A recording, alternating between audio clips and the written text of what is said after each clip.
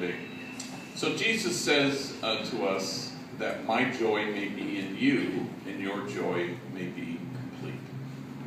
So I'm driving home from beautiful downtown Fresno where I gave a talk yesterday to LA, and on the radio there was a woman who was telling her story as a flight attendant. And because I'm on so many damn planes, I was kind of interested. I perked up. And she was saying her training is, they all say, smile and be kind, smile and be kind. But she says, very quickly, flight attendants get kind of jaded and cynical because she says, and I quote, people can be so awful, she said. In fact, I didn't ever knew this, that now they say flight attendants will be walking through the cabin to collect your service items, which is trash. They stopped saying trash because they noticed that the old, cynical, jaded flight attendants got too much pleasure out of saying to the jerk in aisle 5, "You're trash, sir," you know. And so they said, no, we have to stop doing that, which I thought was kind of interesting. Then she tells this amazing story where a guy's having a heart attack up in the air, and they pull him out into the aisle. They rip off his shirt, and this woman who was telling the story is putting those paddles, you know, the defibrillating paddles, you know, and trying to get him to revive him. And just right over here, she can't see, she sees it's a woman, but she's tugging on her shirt, and she goes, I really can't right now. And she's paddling the guy in. And she tugs again, and she goes, I'm really in the middle of something. And then she thinks, well, no, maybe this woman is in distress and needs help too. Or maybe she has information that might be helpful for this guy. And she turns, and the woman holds out her coffee cup, and she says, my coffee's cold. And then the woman says something like, she was just a hideous person, you know.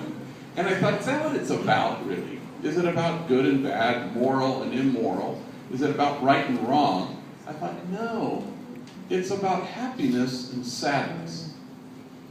That if you are in fact stuck in your own self-absorption, my problems, my issues, my stressors, the things that preoccupy me, my cup of cold coffee, guaranteed you will be unhappy. But if you can kind of move outside yourself, what they call self-forgetful love, and you extend yourself to another, and cherish the other, and love the other, and serve the other, and have defibrillating paddles on the other's chest, you're going to be happy. It's kind of the formula. So years ago, I knew a guy who's in prison named Louis, who grew up in the projects, who's going to never leave prison alive. And there was a neighbor kid of his, 10 years younger, named Michael, who was getting into trouble and kind of not going to school. And so we were corresponding, Louis and me, and I said, hey, why don't you write a letter to Michael? It might help him, because he's kind of going off the track here. So he did, and he began this correspondence with this kid, Michael. And Michael would come into the office, and I'd hand him the letter from Louis, and he'd go sit in the corner, and he'd read it so intently. And then he'd come and hand me the letter, and big tears had fallen down his cheeks. And the letters were so beautiful, so supportive, so affirming of this kid. The last thing they were was scared straight. It was cared straight. So sometime after this correspondence had gone on for a long time and was so enormously helpful, Louis calls me from his cell with his cell phone, which apparently is why they call them cell phones. And so we're talking, and I said, hey, I got to tell you what a difference those letters to Michael made. I mean, they just changed him. And he said, well, those letters changed me because it's miserable in here. I hated it here. I'm going to die in here. And I will spend the rest of my days in here. And I worry about this thing or that thing, and I stress about all sorts of things.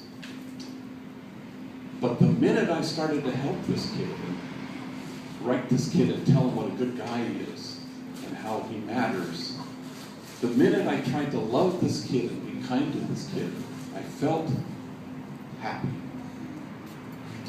This is not some big earth-shattering thought for the day, but I know I have to remind myself of this every damn day. So we'll try it today. That my joy may be in you, and your joy complete.